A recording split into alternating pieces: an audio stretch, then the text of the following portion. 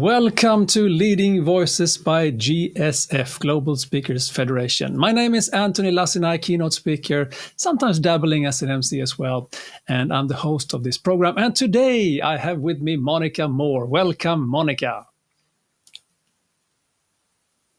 Thank you very much, and what a great privilege to be here. I'm excited too. So tell me first about yourself. What is it that you speak about in your normal daily life? I speak about proactive communication, the kind of communication that reduces conflict, increases productivity, and really gets people where they want to be in their workplaces and in their personal lives. We're already on LinkedIn together, I know that, but we need to talk more because we have the same passion when it comes to communication, motivation, and so on, for sure. So tell us about your association. Oh, the Professional Speakers Association of Aotearoa New Zealand, we like to call it, PSANZ. It was the third association to join what was original, actually I can't tell you the name of it, but of the Global Speakers Federation. So we were number 3 out of the 17, and we're very proud of that. We're a small nation of 5 million people, but we are trailblazers in many ways, and we love to take on new ideas and concepts. So yes, we were the third association to come on board. When did that start? We're not very big. We do have... Well, I'm trying to think. And I should know the date, but it's quite late here in New Zealand. So I might have to put that in the comments on YouTube. Oh, that's fine. We just celebrated our 10 years in Sweden, so we are not one of the first ones, for sure. Okay, so tell us the purpose of this association. What do you feel is the purpose of your association? Well, we want to support each other in the business of speaking. So many people are interested in being speakers and they've got great messages, but not really giving a lot of thought to the fact that it is a business. If you want to be professional, then you've got to run it like a business.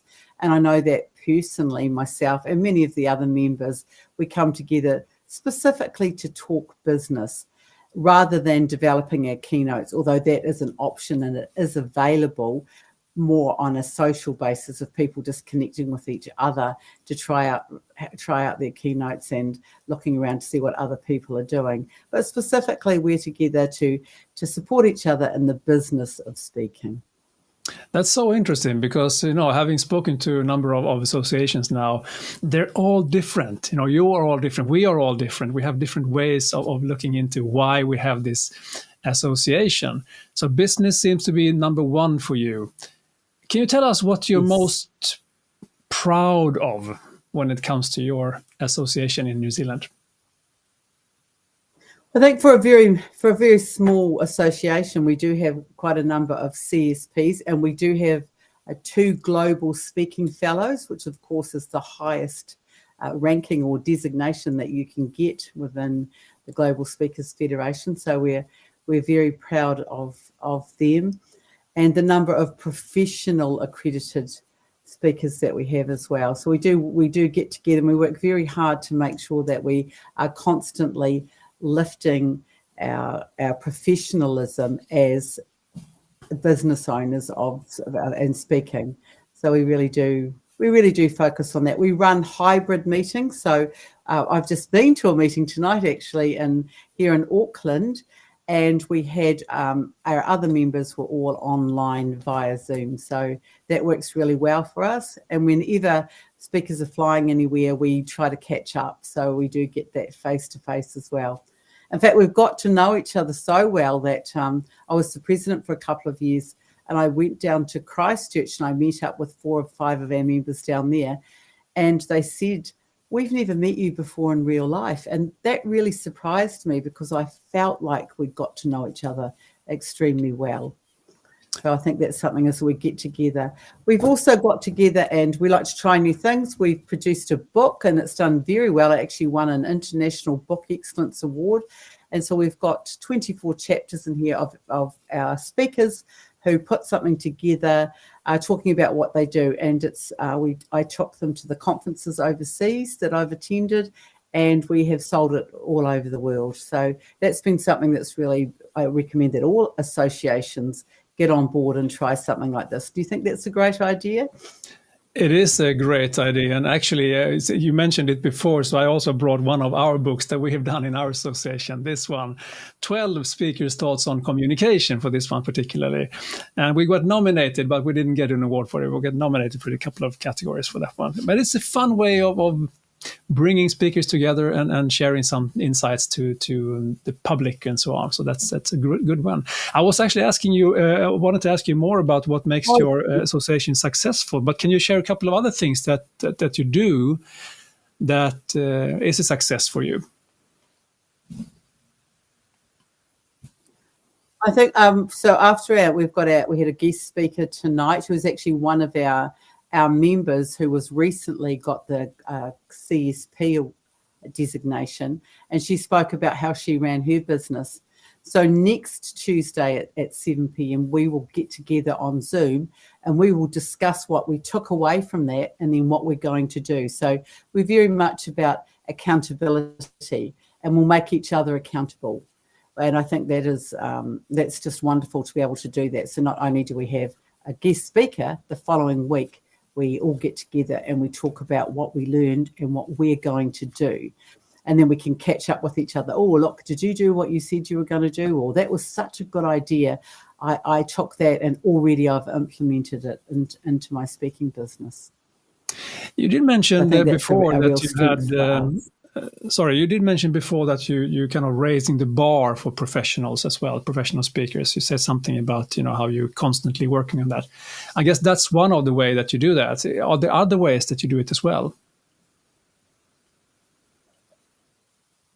We also have, we've divided our association up into associate members, and they're people that have been out and speaking for a while but haven't really formed a business. And they get a lot of support. And then we have full members, and they're members who are out speaking as a business. And then we have our professional members, and they're people that have earned a certain amount of money, so they've got to show that they're moving their way up. It's kind of between the full member and the CSP. And then we have our certified speaking professionals, and then, of course, the global fellows. And something that we did do, we really like to do that, is collaborating with other associations. And, of course, we've got Australia right next door to us. So one of our initiatives over a few years was to work on the CSP pathway. So we got together with Australia and we attended meetings online and a course on how we could work towards getting our CSP. So that was wonderful as well. And of course, we work really hard on trying to collaborate with other places as much as we can, particularly, again, Australia. There was 5 of us from New Zealand went over from our association and went to Perth just recently. That was just a couple of weekends ago. And 4 of us were all fortunate enough to be selected to be speaking. So that was a wonderful opportunity as well. So collaboration with Australia, of course, they've got 20 million people. We have 5 million. So it's great to be able to do that. And isn't it nice when you realize what a big family you are? I'm going to Malaysia in May, and already now I've talked to our friends at the association over there. So probably we'll meet them and so on. So it's just amazing how you can build your network this way. Oh, it's wonderful. And as I was saying before, as president, I went to Melbourne last year, and just as a participant, and got to network and learn so much. Then in July of last year, I went to Orlando to the NSA conference, which was just outstanding. There was one New Zealander, so I was pretty easy to find, and I had my little Kiwi key rings to make those connections with the Americans, and it was wonderful. It was great to be involved in that. And then in February, I was fortunate enough to be speaking in Delhi in India, and there were 3 of us went over there, and we were speaking, and one of our friends from Australia, Dr. Neryl East, she joined us as well. So we were the Kiwis and the Aussies, and we called ourselves the Cozies. So we represented in India. It was a wonderful experience. And then we spoke in Perth And then I'm fortunate enough in May, I'm going to be speaking on the main stage at Singapore. So it's wonderful to have this global village, and that's something that we love about the Global Speakers Federation, is the opportunity to connect with people all around the world. One other question for you here is about if there are anything that is on your mind right now, any challenges that you face or struggles that you have that you would like to share with the rest of us in our associations. I think it's just, again, we all struggle with building that business, and collaborating is wonderful. I know that I can pick up the phone and call at least three people in our association and trust them to say, what should I do about this situation? Or how should I price this? Or where do I go to next? And look, just sitting in the Coral Lounge on the way home from Perth, Darren Prattley, who's one of our very successful speakers, he sat down with me with a pen and piece of paper and helped me work out my next steps. And look, that's just wonderful. And here we were in an airport lounge figuring that out. And I think that's from a awesome. personal perspective, you get all that. What about an association perspective? If you look at it from your whole association, is there anything that you feel that, we haven't reached that goal yet?